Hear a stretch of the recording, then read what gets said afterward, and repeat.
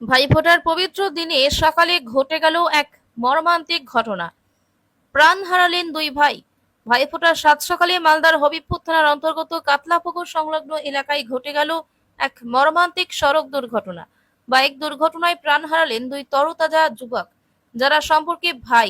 মৃতদের নাম সঞ্জয় মার্টিন, যার বয়স 26, এবং নগেন কিন্তু, যার বয়স 23। স্থানীয় সূত্রে জানা গেছে, তারা দুইজনে বৃহস্পতিবার সাত সকালে শ্বশুরবাড়ি থেকে পুকুরে মাছ ধরে বুলবুলচন্ডির দিকে বাজারে বিক্রি করতে গেছিলেন।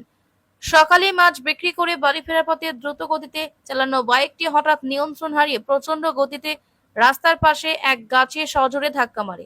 এই মর্মান্তিক দুর্ঘটনায় দুইজনে গুরুতর জখম হন। স্থানীয় পথচলতি মানুষ দ্রুত তাদের উদ্ধার করে স্থানীয় হাসপাতালে নিয়ে গেলে কর্তব্যরত চিকিৎসক দুজনকে মৃত বলে ঘোষণা করেন। পবিত্র দিনে এমন শোকের ঘটনা শুনে চাঞ্চল্য ছড়িয়েছে।